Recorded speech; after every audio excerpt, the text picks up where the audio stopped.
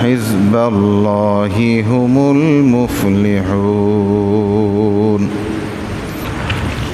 وقال النبي صلى الله عليه وسلم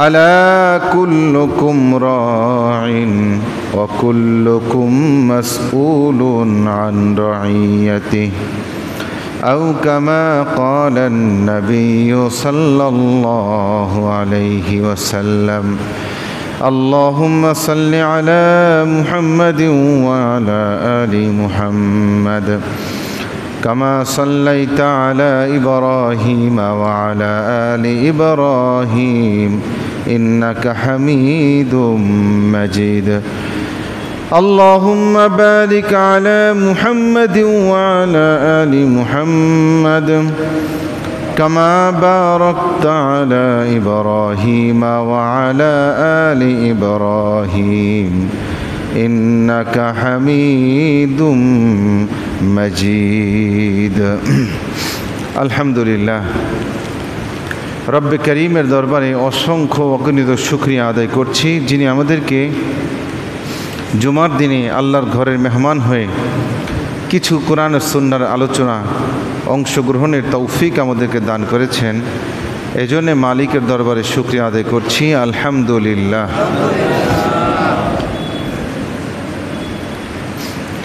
দিন যত গড়াচ্ছে আমরা তত কিয়ামতের দিকে ধাবিত হচ্ছি। সাধারণ মানুষ যাদের মধ্যে কোরআন ও সুন্নাহর ইলম বলতে কিছু নাই, তারা তাদের সাধারণ চোখে দেখতেছে যে দিন দিন মানুষ উন্নতির উচ্চ শিখরে আরোহণ করছে, বিজ্ঞান প্রযুক্তিতে অনেক দূর এগিয়ে যাচ্ছে, কিন্তু যাদের মধ্যে আসমানি ইলম আছে, কোরআন ও সুন্নাহর ইলম আছে, তারা দেখতেছে দিন দিন পৃথিবী তার ধ্বংসের দিকে এগিয়ে যাচ্ছে। ঠিক কিনা?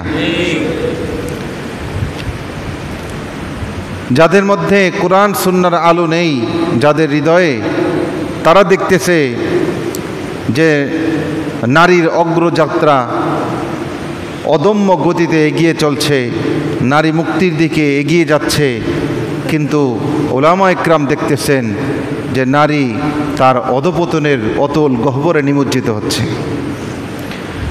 দিন দিন এই নারী ঘটিত বিভিন্ন বিপদ আপদ আমাদের সামনে উদ্ভাসিত হচ্ছে।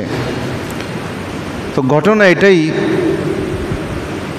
যে আমরা এক এক কদম ফেলছি সামনের দিকে, এটা তো আসলে সামনের দিকে নয়, বরঞ্চ এটা আমরা কিয়ামতের দিকে এক পা দুপা করে এগোচ্ছি। রাসূল করিম সাল্লাল্লাহু আলাইহি ওয়াসাল্লাম বলেছেন যে তিনটি যুগ, আল্লাহর হাবিব বলেছেন খায়রু উম্মতি করনি সুম্মাল্লাযীনা ইয়ালুনাহুম সুম্মাল্লাযীনা ইয়ালুনাহুম। তিনটি যুগ সম্পর্কে আল্লাহ রাসূল সার্টিফিকেট দিয়ে গেছেন আর বলেছেন এরপরে কি হবে এটা আমাকে জিজ্ঞাসা করো না। আল্লাহর হাবিব বলেছেন যেটা আমার যুগ, যেটা আমি যেই যুগে বসবাস করছি, করনি যেটা আমার সাথে মিলিত যুগ, এটা এরপরে আমার যুগের সাথে মিলিত যেটা, অর্থাৎ সাহাবা একরামের যুগ, আর এরপরে হলো সাহাবীদের যুগের সাথে মিলিত যেটা, সেটা হলো তাবেঈদের যুগ। এই তিনটি যুগ হলো আল্লাহর হাবিব বলেছেন এটা হলো শ্রেষ্ঠ যুগ, শ্রেষ্ঠ সময়। এই সময় মানুষের মধ্যে দিনদারিতা, আমানতদারিতা, ঈমান, আমল সবচেয়ে বেশি থাকবে। এরপরে দিন দিন শুধু কমতে থাকবে, কমতে থাকবে, কমতে থাকবে। এমন একটা পর্যায়ে চলে এসেছে যে যাদেরকে মানুষ আলেম মনে করে, উলামা ইকরাম মনে করে, যাদেরকে মানুষ দিনদার মনে করে, তাদের মধ্যেও ফিতনা ছড়িয়ে পড়ছে। দিনদার মানুষের পোশাক পরে, হুজুরদের লেবাস পরে মানুষকে ধোঁকা দেওয়া যত সহজ, অন্য কোনো পোশাক পরে এরকম ধোঁকা দেওয়া সহজ না। একটা সুন্দর টুপি মাথায় দিল, কিছুদিন মসজিদের কার্পেটে ঘষাঘষি করে কপালটার ভিতরে একটু কালো লাগাই দিল, একটা পাঞ্জাবি গায়ে দিল, মুখের দাড়িটা যদি একটু সাদা হয়ে যায় তাহলে তো কথাই নাই। আর যদি এক দুইবার হজ করে আসতে পারে, নামের শুরুতে আলহাজ লাগাই দিতে পারে, তাইলে তো আর কথা নাই। এই সুরত নিয়া মানুষের ঈমান নষ্ট করা যতটা সহজ, অন্য কোনো সূরতে ঈমান নষ্ট করা সহজ না, কঠিন।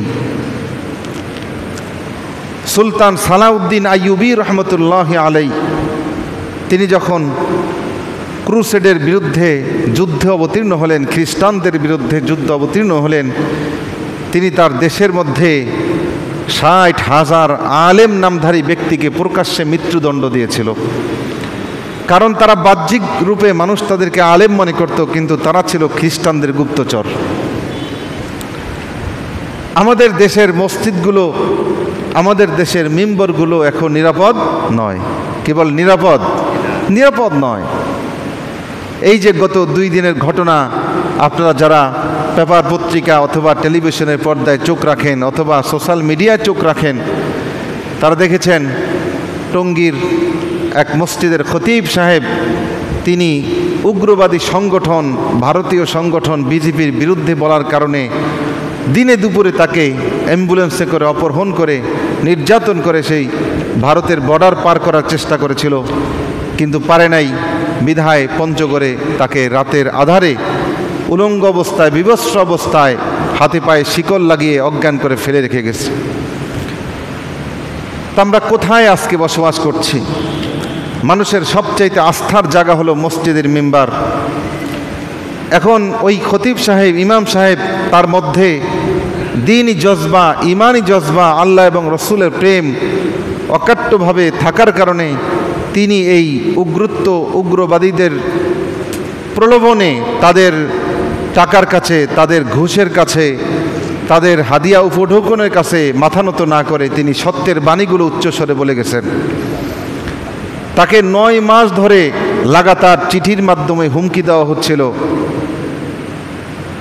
যে মিম্বারে বসে কৌশলে অখণ্ড ভারতের পক্ষে কথা বলার জন্য, কৌশলে এরকম ওই যে চিন্ময় কৃষ্ণ ইসকনের যে একজন লোক, উগ্রবাদী লোক, তার পক্ষে কথা বলার জন্য, এনসিপির বিরুদ্ধে কথা বলার জন্য, ইসলামী দলের বিরুদ্ধে কথা বলার জন্য, এবং বলেছে সে যদি এটা বলে তাকে কোটি কোটি টাকা দেওয়া হবে। আজকে কোথায় আমাদের ঈমান আমল? আপনারা দেখেছেন পত্রিকার মাধ্যমে যে গাজীপুরে একজন 13 বছরের বালিকা আয়েশামণি, ছোট মানুষ, তাকে 3 দিন ধরে অপহরণ করে লাগাতার তাকে নির্যাতন করা হয়েছে এক হিন্দু, এক ইসকনের সদস্য। আর এটার পক্ষে কোনো মানুষ মাঠে নাই। এই বিক্রমপুরের এক কৃতি সন্তান আতাউর রহমান বিক্রমপুরী, সে একাই লড়ে গেছে। সে যখন এই পুলিশের মধ্যে কিছু অসাধু ব্যক্তি তাদের বিরুদ্ধে লড়তেছে, তো গাজীপুরের একজন, ওই যে বলছিলাম যে লেবাসধারী একজন আলেম এসে উল্টা যিনি মুসলমানদের পক্ষে কথা বলছেন তার কলার ধরছে। তাহলে আমাদের ঈমান আমল কোথায় গেছে? এখন সেই জমানা আর নাই যে হুজুর দেখলেই আপনি চোখ বন্ধ করে তাকে বিশ্বাস করবেন, হুজুর দেখলেই তার কথাকে আপনি অন্ধবিশ্বাস করবেন, সেই সময় আর নেই। কারণ এই লেবাসের মধ্যেও শয়তান প্রবেশ করে গেছে, এই লেবাসের মধ্যেও ইবলিস দখল নিয়ে নিছে, এই লেবাসের মধ্যেও দাজ্জাল ঢুকে পড়েছে।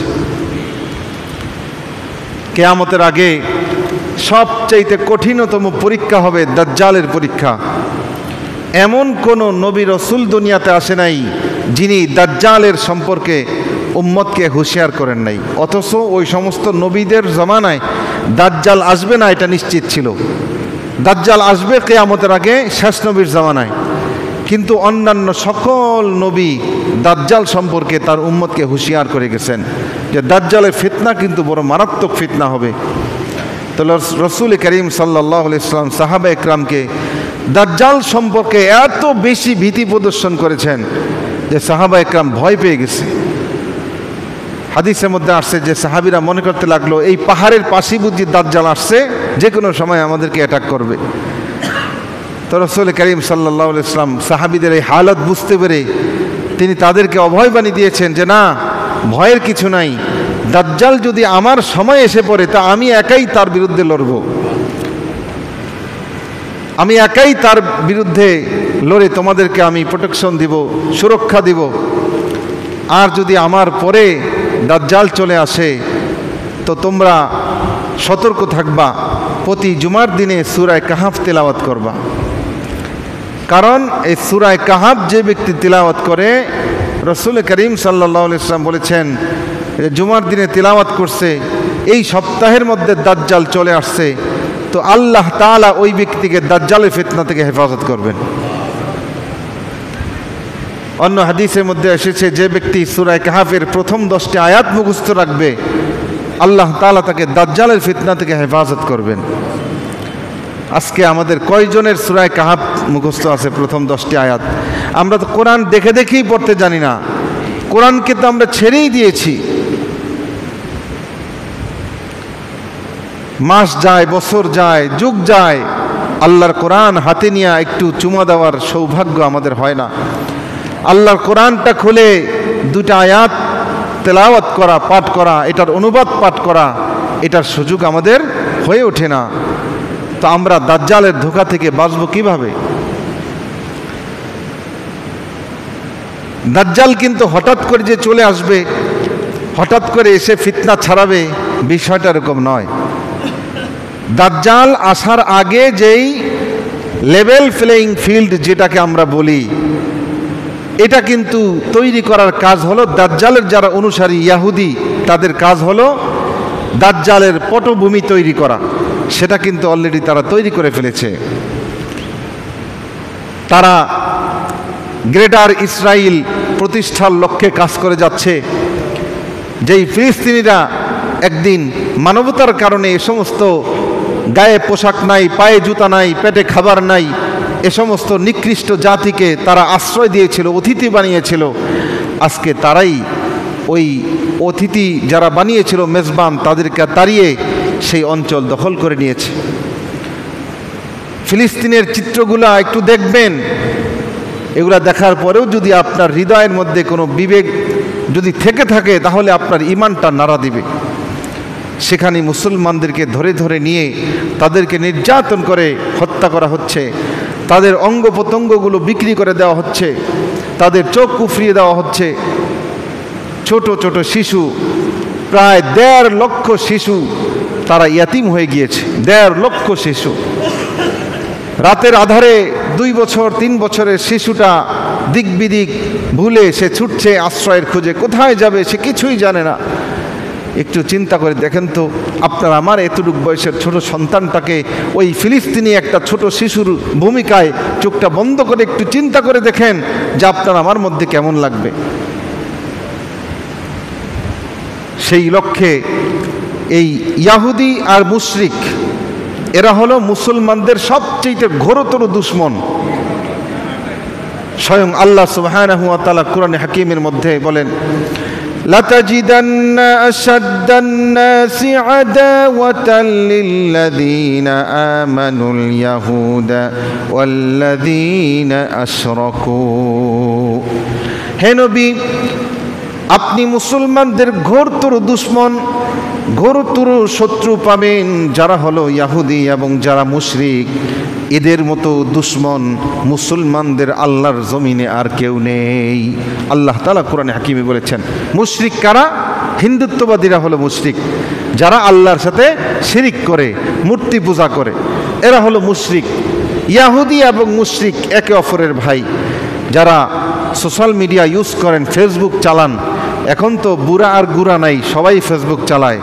যারা চালান তারা দেখবেন ইসরায়েলি কোনো পোস্টে বাংলাদেশের মুসলমান হিন্দুরা কি পরিমাণ আনন্দিত হয়। তারা ইসরায়েলের পক্ষে স্লোগান দেয়, ইসরায়েলের পক্ষ নিয়ে কথা বলে। হিন্দু এবং ইহুদি তারা একে অপরের ভাই, তারা একে অপরের বন্ধু। তো ইসরায়েল যেমন গ্রেটার ইসরায়েলের স্বপ্ন দেখে, সেখানে দেখবেন ইসরায়েলের পতাকা, আপনারা লক্ষ্য করে দেখবেন যে ইসরায়েলের পতাকা হলো একটা তারকা চিহ্ন আর 2 পাশে 2টা নীল রেখা। এই নীল রেখা কি জানেন? এটা হলো এক পাশে হলো ফোরাত নদী আর আরেক পাশে হলো কাস্পিয়ান সাগর, অর্থাৎ মিশর, কাতার, জর্দান সব সহ এরা এটাকে গ্রেটার ইসরায়েল বলে। এটার বাস্তবায়নের লক্ষ্যে তারা বহু আগ থেকে কাজ করে যাচ্ছে, তাদের পতাকার মধ্যে তারা লাগিয়ে দিচ্ছে। ঠিক তেমনিভাবে ভারতের মধ্যেও যারা উগ্রবাদী, এরাও অখণ্ড ভারতের স্বপ্ন দেখে। ভারত, বাংলাদেশ, পাকিস্তান, মিয়ানমার সব সহ এরা গ্রেটার ভারতের স্বপ্ন দেখে, অখণ্ড ভারতের স্বপ্ন দেখে।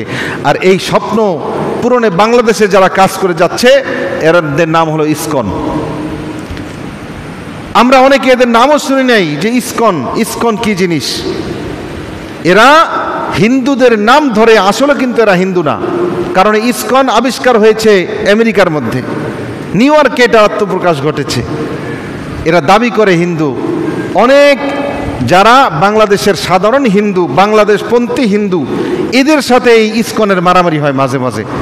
কারণ এই ইসকনরা সাধারণ হিন্দুদের মন্দির দখল নিয়ে তারা তাদের অফিস বানায়। এরা রাম রাজত্ব কায়েম করতে চায়, অর্থাৎ এদের রাজা হলো রাম।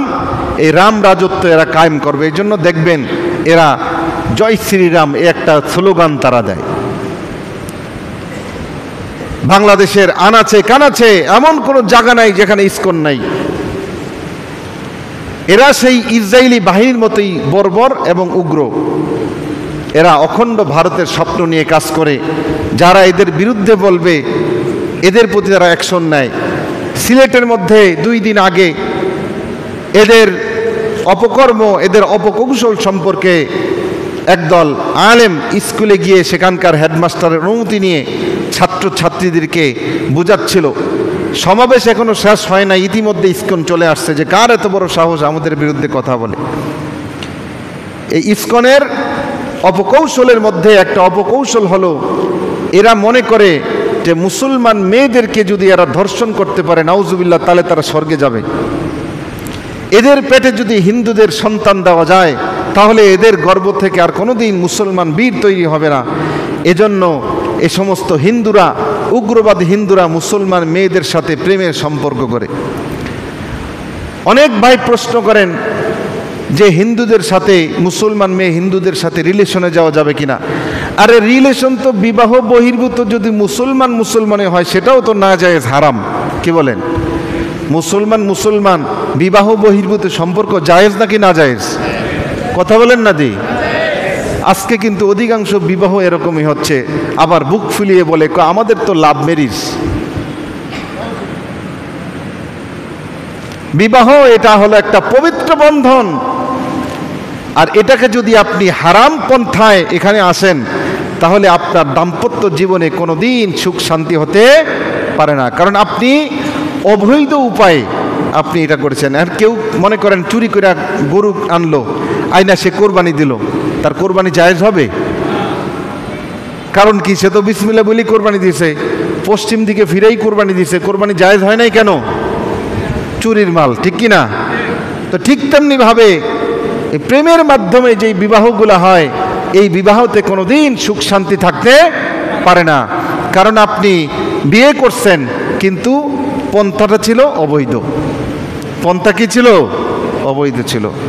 এই জন্য দেখেন না, ওই নায়ক নায়িকা, গায়ক গায়িকা, এদের এক একজনের যে কত বিবাহ, এটা গণতে হইলে আপনাকে তসবিহ নিয়ে বসতে হবে। কারণটা কি? কারণ এদের বিবাহটা আসলে একটা সমাজ লোক দেখানো বিবাহ। আসল বিবাহের কাজ যা আছে সব আগেই শেষ হয়ে যায়। তো পবিত্র বন্ধন কোনোদিন আপনি অপবিত্রের মাধ্যমে এটাকে আয়ত্তে নিতে পারবেন না। আর হিন্দুদের সাথে তো কথাই নাই।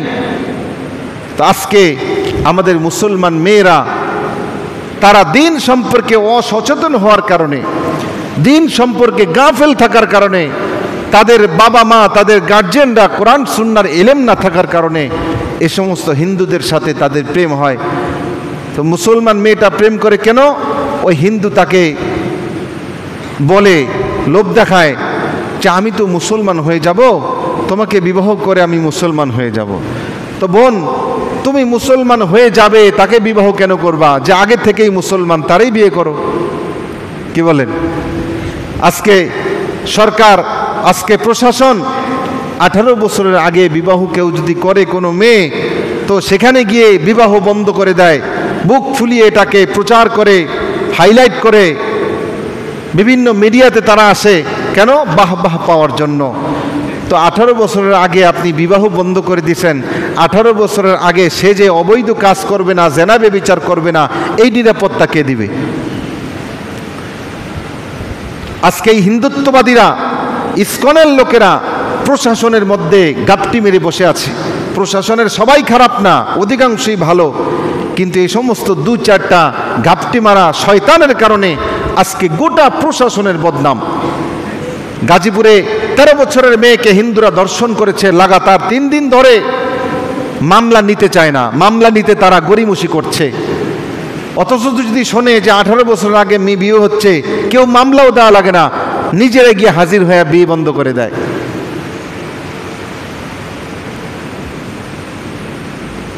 এজন্য ভাইরা আমার, রাসূল করিম সাল্লাল্লাহু আলাইহি ওয়াসাল্লাম বলেছেন, আলা কুল্লুকুম রাঈন ওয়া কুল্লুকুম মাসউলুন আন রাইয়াতি।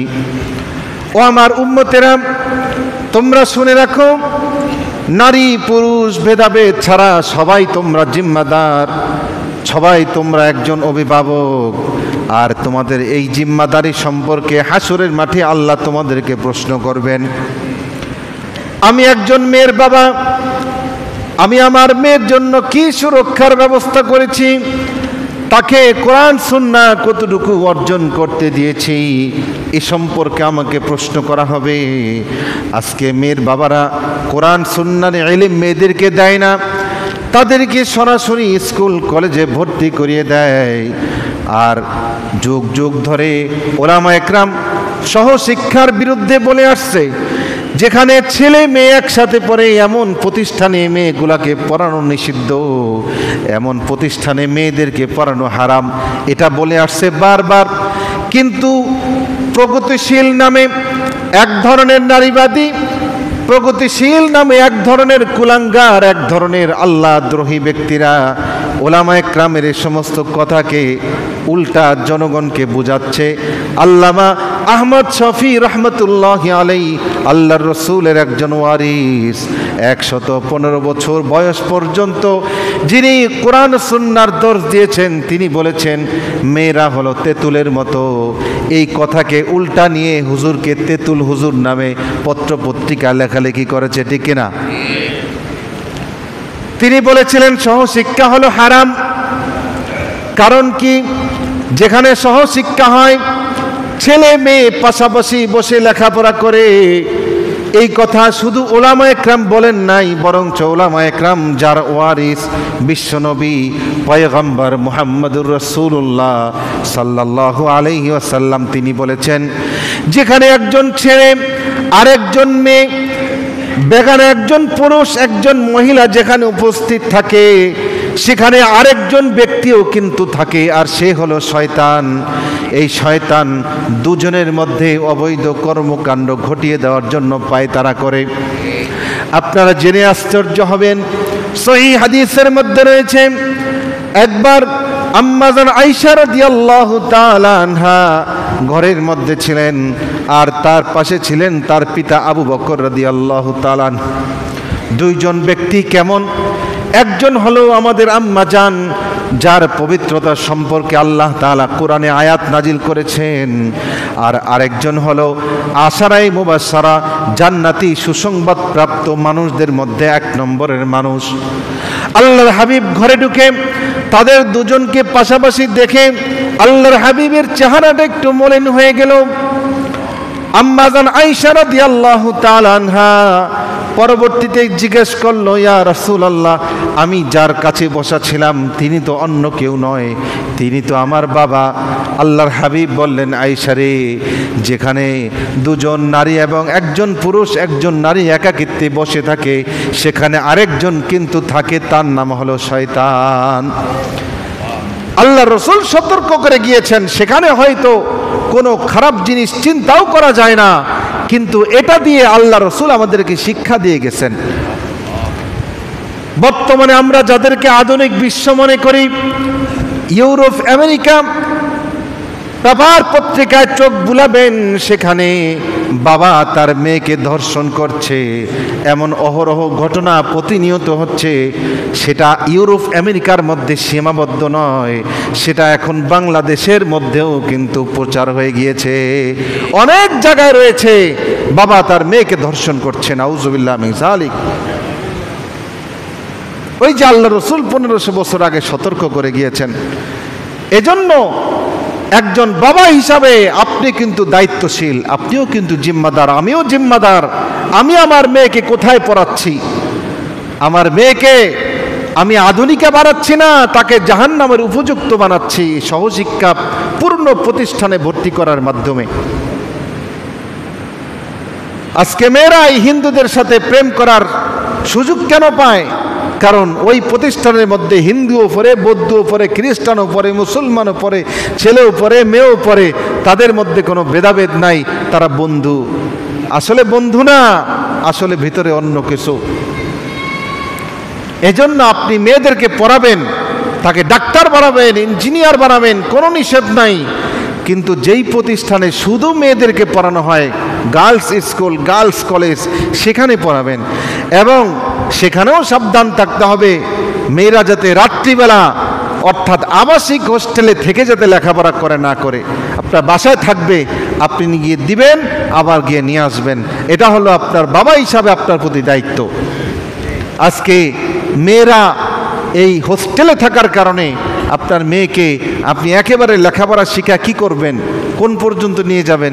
বাংলাদেশে যেই আপনার পাঠ্যক্রম, যেই পাঠ্যসূচি, এটা পড়ে সচরাচর কোনো মেয়েরা বড় কিছু হয়ে যাবে এটার তো আশাই করা যায় না। এরপরেও আপনি আপনার মেয়েকে একেবারে পড়ানোর জন্য গ্রাম থেকে আপনি শহরে পাঠিয়ে দিয়েছেন, সে একা একা মেয়েদের সাথে থাকে, কি করে সেই খোঁজখবর কি আপনি রেখেছেন? আপনার মেয়ে তো এই মেয়েদের সাথে থেকে থেকে সে লেসবিয়ান হয়ে যাচ্ছে, সে সমকামী হয়ে যাচ্ছে, সে আর বিবাহ করতে রাজি না। মেয়েরা নাউজুবিল্লাহ অবৈধ কাজ করে। কিয়ামতের আগে মেয়েদের সংখ্যা বেশি হবে। আল্লাহর রাসূল বলেছেন, এক একজন পুরুষের বিপরীতে 70 জন করে নারী থাকবে, 70 জন। মেয়েদের সংখ্যা এত বেশি হবে। বর্তমান আদমশুমারিতে দেখা যায় নারীদের সংখ্যা এত বেশি, একজন পুরুষের মোকাবেলায় প্রায় 4 জন করে নারী বাংলাদেশের মধ্যে উপস্থিত। নারীর সংখ্যা বেশি। ঘরে ঘরে দেখবেন যদি একটা ছেলে হয়, মেয়ে হয় 3টা। আর অনেক ঘর তেমন আছে যেখানে কোনো ছেলে নাই, শুধু 4-5টা মেয়ে। এজন্য আপনি দুঃখিত হবেন না। আপনার জন্য করণীয় কি রয়েছে এটাও আল্লাহর হাবিব বলে দিয়েছেন। নবীদেরকে বলা হতো আবুল বানাত, অর্থাৎ মেয়েদের পিতা। অধিকাংশ নবীদের মেয়ে বেশি, ছেলে কম। এটা আল্লাহর পক্ষ থেকে একটা রহমত। আল্লাহর হাবিব বলেছেন, তোমাদের যাদের 3টি মেয়ে রয়েছে আর মেয়েদেরকে তোমরা দিন শিক্ষা দিয়েছ, ঈমান শিক্ষা দিয়েছ, কোরআন শিক্ষা দিয়েছ, এই মেয়েগুলাকে সৎ পাত্র দেখে পাত্রস্থ করেছ, তোমার 3টা মেয়ে নয়, আল্লাহ তোমাকে 3টা জান্নাত দান করবেন।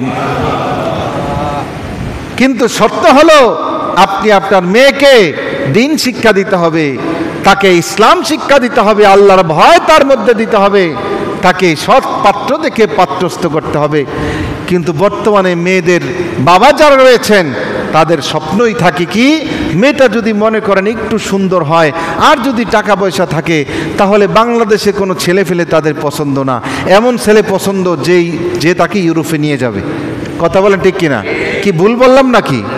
অধিকাংশ মেয়ের বাবারা, হুজুর এমন কোনো ছেলে পাইলে দেখেন যে মেয়েটাকে ইউরোপে নিয়ে যায়। কেন ইউরোপে কেন নিত?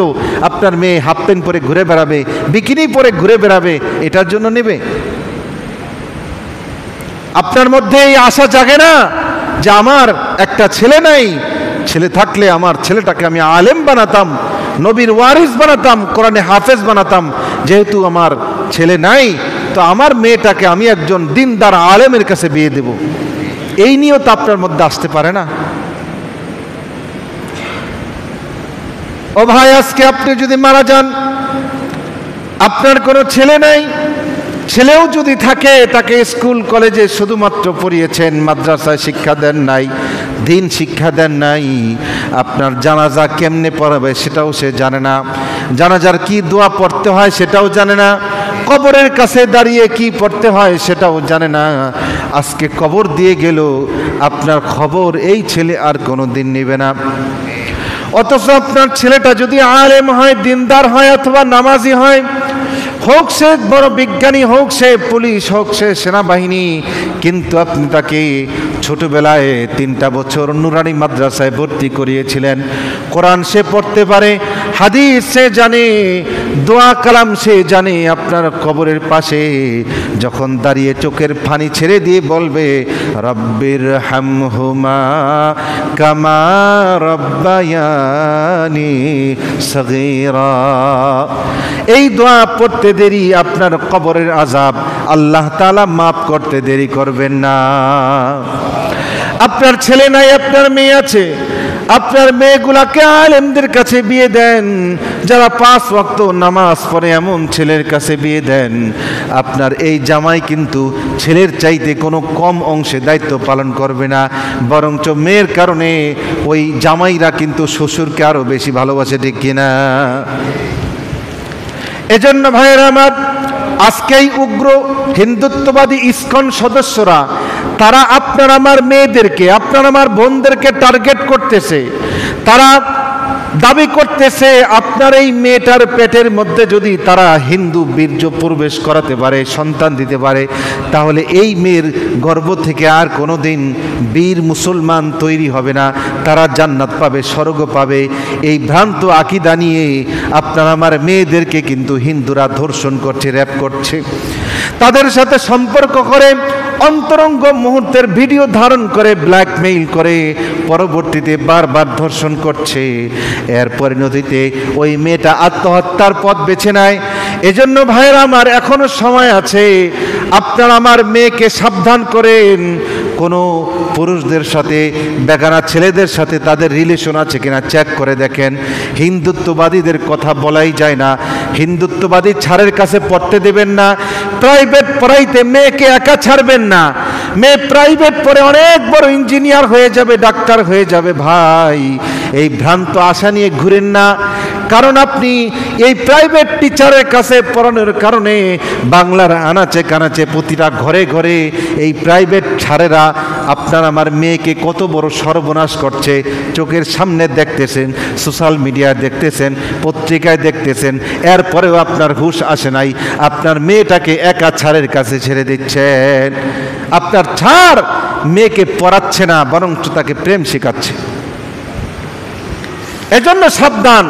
এখনো যাদের মেয়েরা সহশিক্ষাপূর্ণ প্রতিষ্ঠানে আছে, এখান থেকে নিয়ে আসেন, গার্লস স্কুলে ভর্তি করেন, যেখানে শুধু মেয়েরা পড়ে সেখানে ভর্তি করেন।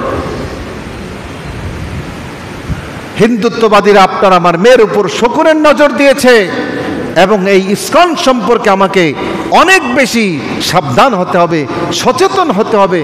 অন্যথায় ভাই, আপনার আমার ইমানটা কিন্তু টিকবে না, নিয়ে যাবে তারা। আজকে আল্লাহ তাআলা কোরআনে বলেছেন যে মুশরিকরা হলো মুসলমানদের ঘোরতর দুশমন, শত্রু। অথচ আপনার আমার অবস্থা কি? এদের সাথে গলায় গলায় খাতিল, এদের সাথে এক প্লেটে না খাইলে, একসাথে না খাইলে পেটের ভাতটা হজম হয় না। আপনি একটু পর্যবেক্ষণ করে দেখবেন, হিন্দুরা না পারতে কোনো মুসলমানের দোকান থেকে সদাই কিনে না। কথা বলেন ঠিক কিনা? দেখবেন আপনি একটু চোখটা খোলা রেখে দেখেন, যদি কোনো জিনিস একান্ত ওদের দোকানে না পায় তাহলে ঠেকাই পেরে মুসলমানদের দোকানে আসে। কিন্তু মুসলমান আমরা যারা আছি, হিন্দুদের দোকানে সদাই না করলে আমাদের ভালো লাগে না। আমরা কিন্তু ঠিকই হিন্দুদের দোকানে চলে যাই। ভাইরা আমার, সেই আগের হিন্দু বাংলাদেশে যে একসাথ মিলেমিশে থাকতো যে হিন্দু, সেই হিন্দু কিন্তু এখন আর নাই। অধিকাংশ হিন্দুরা এখন উগ্র, অধিকাংশ হিন্দুরা এখন হিংস্র। তারা অখণ্ড ভারতের স্বপ্ন দেখে, অখণ্ড ভারত বানাতে চায়। আপনার আমাকে তোয়াক্কা করবে না। একটু নজর দিয়ে দেখেন, আল্লাহ রসুল বলেছেন গাজওয়াতুল হিন্দ হবে কিয়ামতের আগে। আল্লাহ রসুলের খাঁটি উম্মত যারা, এরা হিন্দুদের বিরুদ্ধে লড়াই করবে, জিহাদ করবে। এটা আল্লাহ রসুল হাদিসে বলেছেন, এটা হবেই হবে। এই প্রস্তুতি তারা কিন্তু ঠিকই নিয়ে রেখেছে, আপনার আমার খবর নাই, আপনি আমি গাফেল হয়ে নাক টান দিয়ে ঘুমাচ্ছি। আপনি একটু তাকায় দেখবেন অধিকাংশ দেশীয় অস্ত্রের দোকানদার কারা? দাও, বটি, খন্তি, কুড়াল কারা তৈরি করে? আরে কথা বলেন না, কারা? এটার মধ্যেও কিন্তু একটা গোপন ষড়যন্ত্র নিহিত আছে। আমরা মুসলমান খালি গরু খাই আর খাওয়ার শেষে মিষ্টি খাওয়া সুন্নত, এই হাদিস পালন করি, আর কোনো খবর নাই। আল্লাহ যে কোরআনে বলেছেন ওয়াইদ্দু লাহুম মাসতাতাতুম মিন কুওয়া, কোরআনের বাণী, তোমরা তাদের বিরুদ্ধে যথাসম্ভব শক্তি সঞ্চয় করে রাখো। আল্লাহ বলে দিয়েছেন, আল্লাহ বলেছেন এই কথা, কোরআনে বলেছেন এই কথা। বিশ্বাস না করলে ঈমান চলে যাবে। তাদের বিরুদ্ধে সর্বাত্মক প্রস্তুতির কথা আল্লাহ বলে রেখেছেন। আপনার আমার প্রস্তুতি কি? কোনো প্রস্তুতি নাই। তারা কিন্তু ঠিকই প্রস্তুতি নিয়ে রেখেছেন। ভারতের মধ্যে দেখেন এই যে জটাধারী লোকেরা, হিন্দুরা, তারা বলতেছে যে মুসলমান মুক্ত ভারত চাই। খন্তি কুড়াল দেশীয় অস্ত্র নিয়ে তারা মুসলমানদেরকে কথায় কথায় পিটিয়ে মারে, কুপিয়ে হত্যা করে, গরুর গোশত ফিরিয়ে আছে এই অজুহাতে মারে। আর আমরা বাংলাদেশে এদের বিরুদ্ধে একটা মামলা পর্যন্ত করতে পারি না। আপনি স্বাধীনতার পর থেকে আজ পর্যন্ত কোনো হিন্দু আদালতের মাধ্যমে তাদের মৃত্যুদণ্ড কার্যকর হয়েছে এটা আপনি দেখাতে পারবেন না। আমরা খালি বলি সাম্প্রদায়িক সম্প্রীতি নষ্ট হবে, হায় হায় এই মামলার মধ্যে হিন্দু কথা লেখলে এটা নষ্ট হয়ে যাবে। হ্যাঁ, অথচ আলেম ওলামার নামের শুরুতে জঙ্গি না লেখলে আবার এদের প্রমোশন হয় না। মুসলমানদের নামের শুরুতে কি লিখতে হয়? জঙ্গি লিখতে হয়। আর ওই মন্দিরের সভাপতি মুসলিম 4 বছরের মেয়েকে ধর্ষণ করেছে, এটা লেখছে কি যে একজন ব্যক্তি মেয়েকে ধর্ষণ করেছে। মন্দিরের সভাপতি এই কথা পত্রিকাওয়ালা লেখে না, লেখে না এই কথা। ভাই, আমাদের মুসলমানিত্ব কতটুকু আছে নিজেকে একটু জিজ্ঞাসা করেন। কোথায় আছি আমরা? কোথায় বসবাস করছি? আজকে যাকে আপনি যেই হিন্দুকে অন্তরঙ্গ বন্ধু মনে করছেন, সে কিন্তু সুযোগ পেলে আপনাকে ছাড়বে না। যখন যুদ্ধ শুরু হয়ে যাবে আপনার ঘাড়ের মধ্যে কোপটা আগে দিবে। আল্লাহ তাআলা আমাদের সবাইকে ঈমানীভাবে সচেতন হওয়ার তৌফিক দান করেন। এইটি চোখ কান খোলা রাখি। মসজিদের খতিবকে অপহরণ করে নিয়ে যায়, পঞ্চগড়ে নিয়ে যায়, এক রাতের মধ্যে অ্যাম্বুলেন্সে করে নিয়ে যায়। কেন? বাংলাদেশের গোয়েন্দা বিভাগ কি করে? অন্যান্য রাষ্ট্রের গোয়েন্দারা ভিন্ন রাষ্ট্রের প্রতি নজরদারি করে, আর আমাদের দেশের গোয়েন্দারা আমাদেরকে ধরে ধরে আয়না করে ঢুকায়, ঠিক কিনা? মুসলমানদেরকে নির্যাতন করে দেশের গোয়েন্দারা। এদের কাজ কি? একজন ইমামকে দিনে দুপুরে অপহরণ করে নিয়ে গেল, পঞ্চগড়ে নিয়ে গেল, নির্যাতন করলো, ঠিকমতো মামলাটাও নিচ্ছেন না, গড়িমসি করছেন। কারা নিল? সিসিটিভির ফুটেজ আপনি দেখেন না? ঢাকা শহর থেকে, রাজধানীর বুক থেকে নিল, অ্যাম্বুলেন্সে করে নিল। এজন্য ভাইয়েরা আমার, সচেতন হন, না হলে কিন্তু এই দুনিয়ার সুখ সুখ নয়, মরার পরে ঈমান না নেওয়ার কারণে চিরস্থায়ী জাহান্নামী হয়ে যাবেন। আল্লাহ তাআলা আমাদের সবাইকে সচেতন মুসলিম, আমলি মুসলিম, প্র্যাকটিসিং মুসলিম হওয়ার তৌফিক দান করেন। যারা সুন্নত পড়ে নাই, 4 রাকাত সুন্নত নামাজ পড়ে নেই।